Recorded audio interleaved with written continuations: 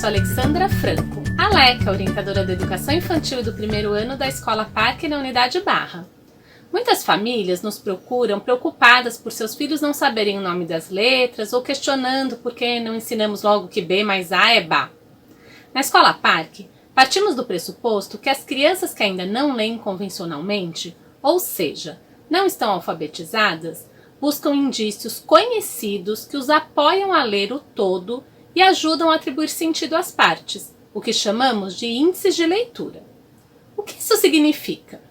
Nós adultos, por exemplo, ao aprendermos uma língua estrangeira, muitas vezes não compreendemos todas as palavras escritas num texto que estamos lendo, ou todas as palavras que ouvimos quando conversamos com outro falante dessa língua, mas podemos inferir sobre o sentido que lemos ou ouvimos pela interpretação do contexto como um todo.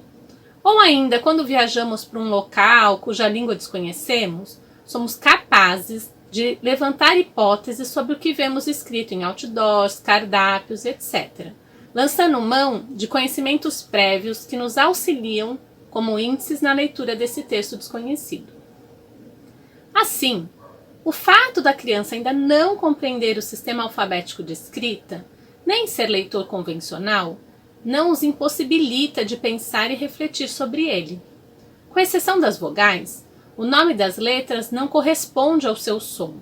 Mesmo as vogais trazem suas diferentes pronúncias para uma mesma grafia, como na palavra banana, por exemplo, na qual a letra A possui o som A e Ã, ou então o som da letra E em preguiça e prego, por exemplo. É claro que saber nomear as letras é uma importante aprendizagem social, até para que possam referir-se a elas em diferentes situações. Nesse sentido, saber o nome da letra não ajuda a ler nem a escrever nenhuma palavra. As pesquisas realizadas por Emília Ferreiro e Ana Teberoski no final da década de 70 e início da década de 80, compiladas no livro Psicogênese da Língua Escrita, em muito contribuíram para a reflexão mais aprofundada sobre como as crianças aprendem a ler e a escrever, e também sobre quais são os conhecimentos envolvidos nessa aprendizagem. Segundo as autoras, o ensino da língua não pode restringir-se a meros exercícios repetitivos, nos quais predomina a memorização dos fonemas que compõem o sistema alfabético, desvinculados do contexto linguístico em que estão inseridos. Nas décadas que seguiram, muitos teóricos da educação deram continuidade às pesquisas psicogenéticas, procurando compreendê-la no dia a dia da sala de aula. Assim, um primeiro passo importante na aprendizagem escrita é perceber que as letras representam os sons da fala. Apesar de ainda não terem descoberto que a escrita representa a fala, as crianças pré-silábicas já têm muitas informações sobre o sistema de escrita. Passam a diferenciar, por exemplo, o icônico, as imagens, do não icônico, letras, números que para elas inicialmente fazem parte de um mesmo conjunto. Observam e representam diferenças na representação de objetos, como quantidade e variedade de caracteres. Desde muito cedo, as crianças estabelecem regras próprias para suas escritas, como a quantidade e variedade de letras em uma palavra, estabelecendo critérios para escrever sempre usando mais de 3 letras, utilizando pelo menos 2 ou 3 letras dentro da palavra sem que se repitam. É preciso considerar também que um sujeito pode interagir com a leitura e a escrita de textos, compreendendo sua funcionalidade social antes de ser capaz de lê-los e escrevê-los convencionalmente. Os mais variados gêneros escritos fazem parte do mundo que os cerca. Cartazes publicitários, placas de trânsito, letreiros luminosos, documentos pessoais e por aí vai. Mesmo sem conseguir ler literalmente a mensagem transmitida em cada um desses textos, o sujeito inserido no mundo letrado já possui conhecimentos sobre o modo como se organiza o discurso e a maneira como aparece disposto graficamente. Sabe-se, no entanto, que o simples contato com a diversidade textual que circula socialmente não é suficiente para garantir a construção da base alfabética. É preciso interagir com a linguagem de modo reflexivo, ou como afirma Isabel Soler, de modo metalinguístico. Bom, Buscar um sentido para a aprendizagem da leitura e da escrita e da oralidade tornou-se condição fundamental para a aquisição do código alfabético como sistema social de escrita, criado para possibilitar a comunicação significativa entre os usuários da língua. Além disso, saber que estamos em um sistema alfabético quer dizer que o som de uma determinada letra ou sílaba depende da relação dessa dentro de cada palavra. Assim, B mais A pode ser ba em banana, mais ban em banho, por exemplo. A letra S pode ter o som de Z ou C cedilha em casa ou em sacola. Seguindo as propostas levantadas por essas pesquisas, é importante considerar os diferentes objetivos que um leitor, escritor e falante da língua lança a mão ao colocar em uso. Ler para se informar, ler para deleitar-se, para apreciar a beleza da linguagem, registrar um texto por escrito com a finalidade de consultá-lo ao preparar uma receita, escrever para comunicar um recado a alguém, falar um texto em público, falar para expressar uma opinião pessoal acerca de um determinado assunto e por aí vai.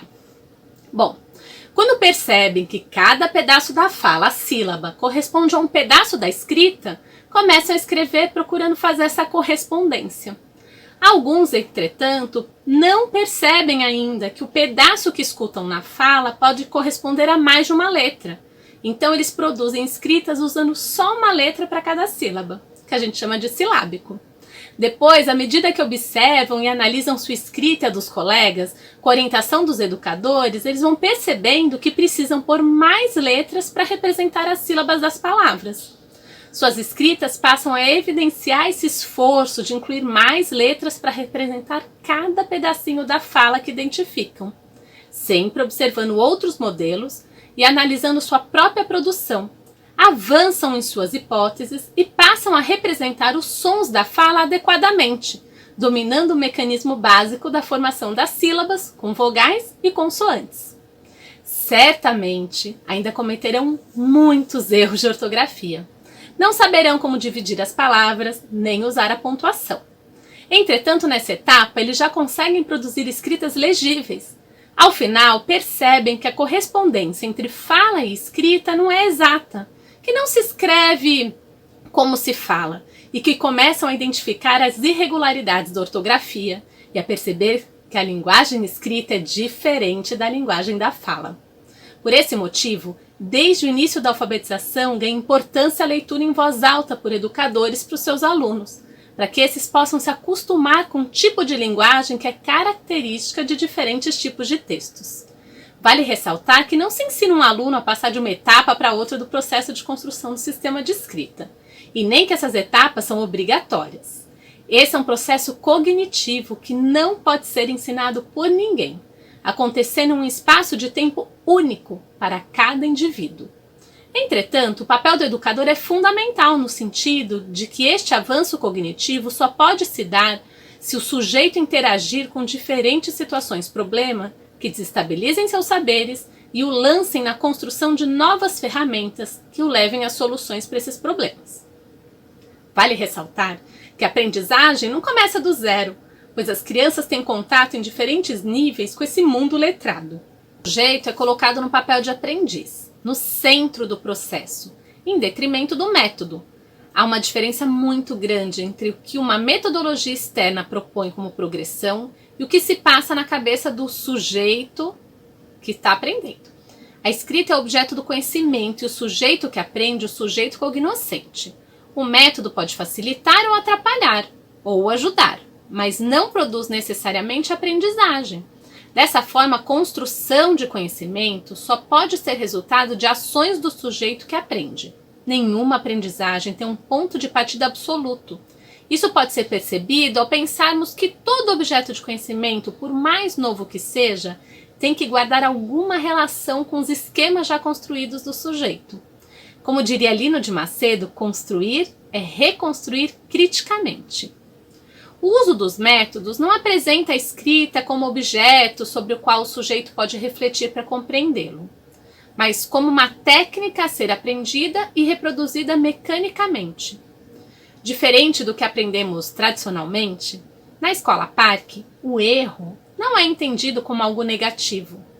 Ele é parte importante do processo produtivo do aluno e material a partir do qual o professor pensa em atividades específicas para desestabilizar hipóteses de alfabetização. Ao ser questionada sobre sua produção, a criança reflete, busca alternativas e, ao validar ou não suas hipóteses, vai avançando no processo de construção da escrita alfabética. Não existe erro, conceitualmente falando, se estamos no processo de aquisição do sistema alfabético, se o exercício que trazemos aos alunos se dá justamente na reflexão sobre a escrita que eles ainda não dominam. Se a criança, que sabidamente não está na hipótese alfabética e, portanto, ainda está em processo de apropriação do nosso sistema de escrita, é exigida responder de acordo com a escrita convencional, ela não apenas deixa de pensar sobre o sistema alfabético, deixando com isso de levantar hipóteses, testá-las ou confrontá-las, mas também atestamos seu não saber e deixamos de validar as suas reflexões. Ela precisa ser autorizada pelos adultos a seu redor a colocar suas hipóteses em prática. Devemos valorizar suas escritas e encorajá-la a seguir refletindo e ousando, registrando, escrevendo. Entendemos que a diversidade faz parte do dia a dia e ela nos complementa, nos enriquece. Conhecer mais sobre a linguagem que se escreve é uma importante conquista para quem está em processo de compreensão do sistema alfabético. Bom, espero que esse vídeo traga o encantamento desse processo da aquisição da nossa língua para que você possa entender cada vez mais e melhorar a trajetória de aprendizagem nesse processo. Continuamos disponíveis para tirar quaisquer dúvidas sobre esse e outros assuntos acerca da aprendizagem das crianças. Entre em contato e contem conosco.